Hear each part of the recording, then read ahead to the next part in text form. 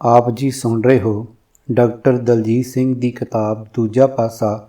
ਅੱਜ 7ਵੇਂ ਭਾਗ ਵਿੱਚ ਸੁਣੋ ਦੋਸਤ ਕੌਣ ਤੇ ਦੁਸ਼ਮਣ ਕੌਣ। ਆਵਾਜ਼ ਗੁਰਜੰਟ ਸਿੰਘ ਰੂਪਵਾਲੀ। ਵਾਹਿਗੁਰੂ ਜੀ ਕਾ ਖਾਲਸਾ, ਵਾਹਿਗੁਰੂ ਜੀ ਕੀ ਫਤਿਹ। ਅੱਜ ਕੱਲ੍ਹ ਅਸੀਂ ਅਮਰੀਕਾ ਵਾਂਗ ਮਹਾਂਸ਼ਕਤੀ ਬਣਨ ਦੇ ਸੁਪਨੇ ਲੈ ਰਹੇ ਹਾਂ, ਭਾਵੇਂ ਕਿ ਸਾਨੂੰ ਆਪਣੇ ਪੈਰਾਂ ਉੱਤੇ ਖੜ੍ਹੇ ਹੋਣ ਵਿੱਚ ਹੀ ਔਖਿਆਈ ਜਾਪ ਰਹੀ ਹੈ। ਯੂਗੋਸਲਾਵੀਆ ਇੱਕ ਸਮੇਂ ਸਾਡਾ ਮਹਾਨ ਮਿੱਤਰ ਦੇਸ਼ ਦੇ ਟੋਟੇ ਕੀਤੇ ਗਏ। ਦੁਨੀਆ ਚੁੱਪ ਰਹੀ, ਅਸੀਂ ਵੀ ਚੁੱਪ ਰਹੇ। ਇਰਾਕ ਉੱਤੇ 9 ਸਾਲ ਹਰ ਰੋਜ਼ ਬੰਬਾਰੀ ਹੁੰਦੀ ਰਹੀ। ਉਹ ਵੀ ਸਾਡਾ ਮਿੱਤਰ ਸੀ, ਡੂੰਘੇ ਵਪਾਰਕ ਸੰਬੰਧ ਸਨ। ਉਦੋਂ ਵੀ ਅਸੀਂ ਚੁੱਪ ਰਹੇ। ਅਫਗਾਨਿਸਤਾਨ ਉੱਤੇ ਭਿਆਨਕ ਬੰਬਾਰੀ ਕੀਤੀ ਗਈ। ਅਕਾਰਨ ਉੱਤੇ ਹਮਲਾ ਕੀਤਾ ਗਿਆ, ਜੋ 8 ਸਾਲ ਤੋਂ ਲਗਾਤਾਰ ਜਾਰੀ ਹੈ। ਅਸੀਂ ਨਿਰੇ ਚੁੱਪ ਹੀ ਨਹੀਂ ਰਹੇ। ਅਸਾਂ ਹਮਲਾ ਕਰਦੀਆਂ ਫੌਜਾਂ ਦੀ ਸਹੂਲਤਾਂ ਲਈ ਪੱਕੇ ਅੱਡੇ ਬਣਾਉਣ ਲਈ ਆਪਣੇ ਕਾਮੇ ਇੰਜੀਨੀਅਰ ਆਦਿ ਵੀ ਪੇਸ਼ ਕੀਤੇ। ਉਸ ਪਿੱਛੋਂ ਇਰਾਕ ਉੱਤੇ ਅਕਾਰਨ ਹਮਲਾ ਹੋਇਆ, ਜੋ 6 ਸਾਲ ਤੋਂ ਜਾਰੀ ਹੈ। ਸਾਡੇ ਹਜ਼ਾਰਾਂ ਕਾਮੇ ਹਮਲਾਵਰ ਦੇਸ਼ ਦੇ ਦਰਜਨਾਂ ਫੌਜੀ ਅੱਡਿਆਂ ਨੂੰ ਬਣਾਉਣ ਅਤੇ ਚਲਾਉਣ ਲਈ ਪੇਸ਼ ਕੀਤੇ ਗਏ ਹਨ। ਪੇਸ਼ ਕੀਤੇ ਗਏ ਇਸ ਲਈ ਲਿਖਦਾ ਹਾਂ ਕਿਉਂਕਿ ਇੰਨੇ ਕਾਮੇ ਲੋਕ ਛਿਪ ਕੇ ਨਹੀਂ ਜਾ ਸਕਦੇ। ਇੰਨੇ ਮਿੱਤਰ ਦੇਸ਼ਾਂ ਦੀ ਤਬਾਹੀ ਉੱਤੇ ਅਸੀਂ ਹਾ ਦਾ ਨਾਅਰਾ ਨਹੀਂ ਮਾਰਿਆ। ਹੁਣ ਖਿੱਲਰਦੇ ਬੰਬਾਰੀ ਦੇ ਲਕੀਰ ਸਾਡੇ ਗੁਆਂਢੀ ਦੇਸ਼ ਵਿੱਚ ਆ ਪਹੁੰਚੀ ਹੈ। ਬੇਅੰਤ ਵਾਰ ਦਰਜਨਾਂ ਜਾਂ ਸੈਂਕੜੇ ਲੋਕ ਨਹੱਕ ਮਾਰੇ ਜਾਂ ਜ਼ਖਮੀ ਕੀਤੇ ਗਏ ਹਨ। ਕਈ ਜ਼ਿੰਮੇਵਾਰ ਲੋਕਾਂ ਨੂੰ ਮੈਂ ਕੱਛਾਂ ਮਾਰਦੇ ਖੁਸ਼ੀ ਨਾਲ ਭਵਿੱਖਬਾਣੀ ਕਰਦੇ ਸੁਣਿਆ ਹੈ, ਡਾਕਟਰ ਸਾਹਿਬ, ਤੁਹਾਨੂੰ ਨਹੀਂ ਪਤਾ ਆਉਣ ਵਾਲੇ ਸਮੇਂ ਵਿੱਚ ਉਸ ਦੇਸ਼ ਵਿੱਚ ਕੀ ਹੋਣ ਵਾਲਾ ਹੈ। ਅੱਜ ਦਾ ਨਕਸ਼ਾ ਰਹਿਣਾ ਹੀ ਨਹੀਂ ਇਸ ਦਾ ਜਵਾਬ ਮੈਂ ਇਹ ਦਿੰਦਾ ਹਾਂ ਕਿ ਤੁਸੀਂ ਅੰਨ੍ਹੇ ਹੋ। ਤੁਹਾਨੂੰ ਇਹ ਨਹੀਂ ਦਿਸਦਾ ਪਿਆ ਕਿ ਉਸ ਦੇਸ਼ ਦੇ ਪਿੱਛੋਂ ਸਾਡੀ ਵਾਰੀ ਆਉਣ ਵਾਲੀ ਹੈ। ਪਾਇਲਟ ਰਹਿਤ ਬੰਬਾਰ ਪ੍ਰੀਡੇਟਰ ਜਹਾਜ਼ ਅੱਜ ਪੇਸ਼ਾਵਰ, ਕੋਇਟਾ ਤੋਂ ਉੱਡ ਰਹੇ ਹਨ। ਇੱਕ ਦਿਨ ਉਹਨਾਂ ਦੇ ਅੱਡੇ ਲਾਹੌਰ, ਗੁਜਰਾਂਵਾਲਾ, ਸਿਆਲਕੋਟ ਵਿੱਚ ਵੀ ਆ ਜਾਣਗੇ। ਟੈਰਰ ਜਾਂ ਆਤੰਕਵਾਦ ਦਾ ਕਿਹੜਾ ਕੋਈ ਦੇਸ਼ ਹੁੰਦਾ ਹੈ? ਬੁਸ਼ ਓਬਾਮਾ ਚਾਚਿਆਂ ਨੂੰ ਕੁੱਲ ਦੁਨੀਆ ਅੰਦਰੋਂ ਡਰਾਵਾਦੀਆਂ ਜਾਂ ਆਤੰਕਵਾਦੀਆਂ ਨੂੰ ਮੁਕਾਉਣ ਦੀ ਸਹੁੰ ਖਾਧੀ ਹੋਈ ਹੈ। ਇਸ ਨਾਟਕੀ ਤੇ ਬਨਾਵਟੀ ਢੰਗ ਨੂੰ ਕੀ ਹਿੰਦ ਪਾਕਿਸਤਾਨ ਸੀਮਾ 'ਤੇ ਰੋਕਿਆ ਜਾਵੇਗਾ? ਇਸ ਜੰਗ ਦਾ ਕਸ਼ਮੀਰ ਦੇ ਅੰਦਰ ਵੜ ਕੇ ਜਾਰੀ ਰੱਖਣਾ ਤਾਂ ਨਹਾਇਤ ਹੀ ਵਾਜਬ ਲੱਗੇਗਾ ਨਾ। ਹੁਣ ਤਾਂ ਰਾਜਸਥਾਨ ਵਿੱਚ ਮੋਟੇ ਤੇਲ ਭੰਡਾਰਾਂ ਦੀ ਖੁਸ਼ਬੂ ਵੀ ਦੁਨੀਆ ਦੇ ਦੂਜੇ ਪਾਸੇ ਪਹੁੰਚਣੀ ਸ਼ੁਰੂ ਹੋ ਗਈ ਹੋਵੇਗੀ। ਬਹੁਤਾ ਖੁਸ਼ ਹੋਣ ਦੀ ਥਾਂ ਆਪਣੀ ਅਕਲ ਦੇ ਗਰੇਬਾਨ ਅੰਦਰ ਝਾਤੀ ਮਾਰੋ। ਕੁੱਲ ਜਹਾਨ ਵਿੱਚ ਬੁਸ਼ ਓਬਾਮਾ ਚਾਚੇ ਦੇ ਸਫਾਰਤਖਾਨੇ ਆਪਣੇ ਨਿੱਤ ਦੇ ਕੰਮਾਂ, ਜਿਵੇਂ ਵੀਜ਼ੇ ਦੇਣੇ ਜਾਂ ਵਪਾਰਕ ਸੰਬੰਧ ਸੌਖੇ ਕਰਨੇ ਆਦਿ ਤੋਂ ਛੁੱਟ ਮੇਜ਼ਬਾਨ ਦੇਸ਼ ਅੰਦਰ ਬੇਅੰਤ ਨੇਕ ਕਾਰਵਾਈਆਂ ਕਰਨ ਦੇ ਆਦੀ ਹਨ।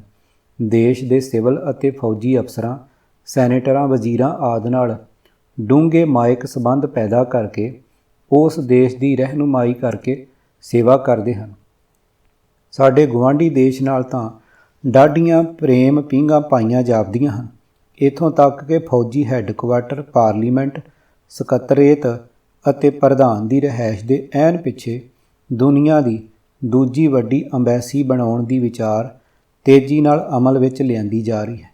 ਕੌਡੀਆਂ ਦੇ ਭਾਅ ਖਰੀਦੀ ਹੋਈ 18 ਏਕੜ ਜ਼ਮੀਨ ਉੱਤੇ ਕੁੱਲ ਦੇਸ਼ ਲਈ ਕੰਟਰੋਲ ਅਤੇ ਕਮਾਂਡ ਲਈ ਸੈਂਟਰ ਹੋਵੇਗਾ, ਜਿੱਥੋਂ ਹਰ ਪਾਸਿਓਂ ਆਉਂਦੀ ਖਬਰ ਦੀ ਸਹੀ ਵਰਤੋਂ ਕੀਤੀ ਜਾਵੇਗੀ।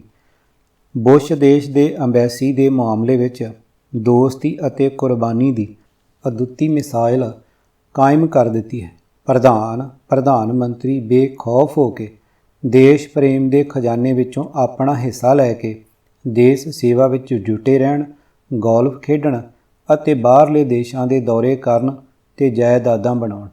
ਉਹਨਾਂ ਦੀਆਂ ਗੱਦੀਆਂ ਤੇ ਰਾਜ ਭਾਗ ਕਾਇਮ ਰਹਿਣਗੇ ਜਦੋਂ ਤੱਕ ਚਾਚੇ ਦੇ ਆਖੇ ਵਿੱਚ ਹਨ। ਪੁਤਲੀਆਂ ਅਤੇ ਪੁਤਲੀਆਂ ਨੂੰ ਨਚਾਉਣ ਵਾਲੇ ਹੁਣ ਨਾਲ ਰਹਿਣਗੇ। ਦੇਸ਼ ਵਿੱਚ ਇੱਕ ਭਿਆਨਕ ਸਥਿਰਤਾ ਆ ਜਾਵੇਗੀ ਅਤੇ ਜਨਤਾ ਇਸ ਮਾਤ ਪਿਤਾ ਦੇ ਪਿਆਰ ਜਿਹੇ ਸਹਿਮ ਹੇਠਾਂ ਦੇਸ਼ ਉਸਾਰੀ ਲਈ ਜੁਟ ਜਾਵੇਗੀ। ਪਾਇਲਟ ਰਹਿਤ ਪ੍ਰੀਡੇਟਰ ਬੰਬਾਰ ਜਹਾਜ਼ ਅਸਮਾਨ ਤੋਂ ਪ੍ਰੇਮ ਭਰੀ ਨਜ਼ਰ ਰੱਖੇਗਾ। ਪਿੱਛੇ ਜੇ ਬੇਅੰਤ ਲੋਕ ਪ੍ਰੀਡੇਟਰ ਹਮਲਿਆਂ ਵਿੱਚ ਮਾਰੇ ਗਏ ਜਾਂ ਜ਼ਖਮੀ ਹੋਏ ਹਨ। ਪ੍ਰੀਡੇਟਰ ਤਾਂ ਕੇਵਲ ਮਸ਼ਕਾਂ ਹੀ ਕਰ ਰਹੇ ਸਨ। ਕੁਝ ਨਾ ਕੁਝ ਗਲਤੀਆਂ ਤਾਂ ਬਿਨਾਂ ਪਾਇਲਟ ਜਹਾਜ਼ ਤੋਂ ਹੋ ਹੀ ਜਾਂਦੀਆਂ ਹਨ। ਅੱਗੋਂ ਜ਼ਿਆਦਾ ਧਿਆਨ ਰੱਖਿਆ ਜਾਵੇਗਾ। ਇੱਕ ਮਹਾਨ ਦੇਸ਼ ਵੱਲੋਂ ਇੱਕ ਸਾਥੀ ਦੇਸ਼ ਨੂੰ ਇਹ ਇਕਰਾਰ ਹੈ। ਐਸਾ ਰੋਜ਼ ਹੀ ਕਿਹਾ ਜਾਂਦਾ ਹੈ। ਸਾਡਾ ਇਹ ਗੁਆਂਢੀ ਓਬਾਮਾ ਦੀ ਜੇਬ ਵਿਚਲਾ ਸਾਥੀ ਦੇਸ਼ ਆਜ਼ਾਦ ਕਦੋਂ ਸੀ?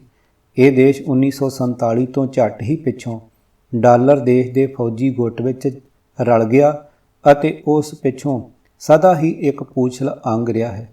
ਸੈਂਟੋ, ਸੀਟੋ, ਮੀਡੋ ਅਤੇ ਹੁਣ ਨਾਟੋ ਦੇਸ਼ਾਂ ਦਾ ਖਾਸਮ ਖਾਸ ਦੋਸਤ।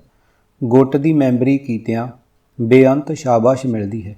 ਫੌਜੀ ਸਾਜੋ ਸਮਾਨ ਵੀ, ਕੁਝ ਮੁਫਤੋ ਮੁਫਤ ਤੇ ਬਾਕੀ ਦਾ ਨਗਦ। ਫੌਜਾਂ ਦੀ ਵਾਗਡੋਰ ਦੀ ਸਿਰਦਰਦੀ ਵੀ ਡਾਲਰ ਦੇਸ਼ ਦੇ ਹਵਾਲੇ ਹੋ ਜਾਂਦੀ ਹੈ। ਸੰਗ ਸੰਗ ਜਿਉਣ ਮਰਨ ਦੇ ਇਕਰਾਰਨਾਮੇ ਵੀ ਹੋ ਜਾਂਦੇ ਹਨ। ਪੱਛਮੀ ਸਾਮਰਾਜ ਦੇ ਕੰਬਲ ਨੇ ਸਾਨੂੰ ਛੱਡਿਆ ਨਹੀਂ। ਵੇਖਣ ਵਿੱਚ ਭਾਵੇਂ ਜਾਪੇ ਕਿ ਉਹ ਤੁਰ ਗਿਆ ਹੈ। ਉਹਨਾਂ ਦੀਆਂ ਖੇਡਾਂ ਤਾਂ ਇੰਜ ਹੁੰਦੀਆਂ ਹਨ ਜਿਵੇਂ ਬਿੱਲੀਆਂ ਚੂਹਿਆਂ ਨਾਲ ਖੇਡਦੀਆਂ ਹੋਣ। ਸਭ ਦੇਸ਼ ਸਰਮਾਏਦਾਰੀ ਦੀ ਪੈਦਾਵਾਰੀ ਲਈ ਜਾਂ ਮੰਡੀਆਂ ਹਨ ਅਤੇ ਜਾਂ ਕੱਚੇ ਮਾਲ ਦੀ ਲੁੱਟ ਦੇ ਸੋਮੇ ਹਨ। ਸਾਡੇ ਦੇਸ਼ ਦੀ ਇੱਕ ਹੋਰ ਕੀਮਤੀ ਪੈਦਾਵਾਰ ਹੈ।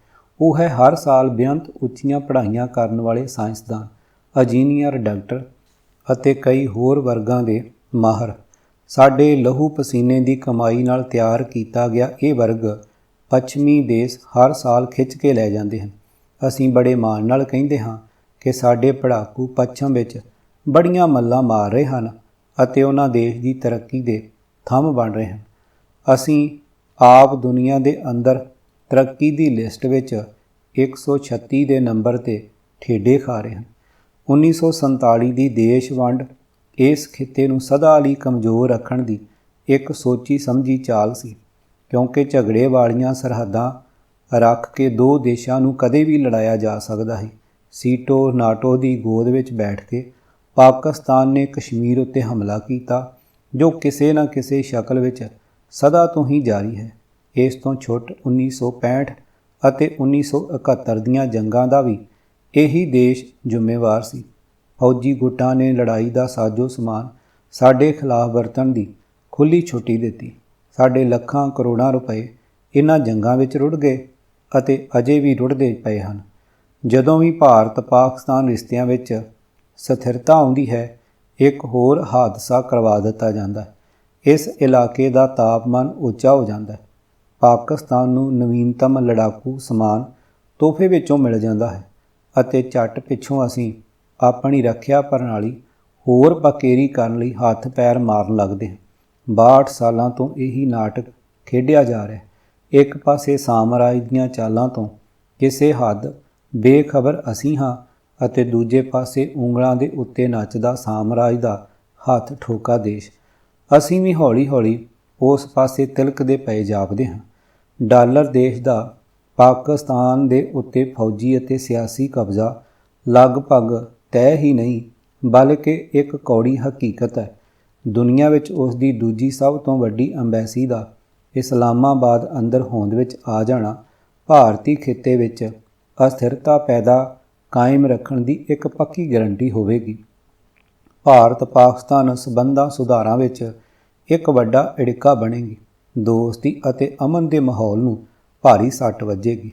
ਕਿ ਸਾਡੇ ਅੱਜ ਦੇ ਸਿਆਸਤਦਾਨ ਸਾਮਰਾਜੀ ਭੁੱਲ ਭੁਲੱਈਆ ਵਿੱਚੋਂ ਲੰਘਣ ਦਾ ਕੋਈ ਰਸਤਾ ਲੱਭਣ ਲਈ ਸੂਝ-ਬੂਝ ਰੱਖਦੇ ਹਨ? ਜੇ ਉਹ ਥਿੜਕ ਗਏ ਤਾਂ ਇੱਕ ਦਿਨ ਸ਼ਾਇਦ ਦੁਨੀਆ ਦੀ ਅਜ਼ੀਮ ਤਰੀਨ ਬਗਦਾਦ ਤੋਂ ਵੀ ਵੱਡੀ ਅਮਰੀਕਨ ਅੰਬੈਸੀ ਸਾਡੇ ਦੇਸ਼ ਅੰਦਰ ਬਣ ਕੇ ਸਾਡੇ ਦੇਸ਼ ਦਾ ਨਾਂ ਰੌਸ਼ਨ ਕਰੇਗੀ।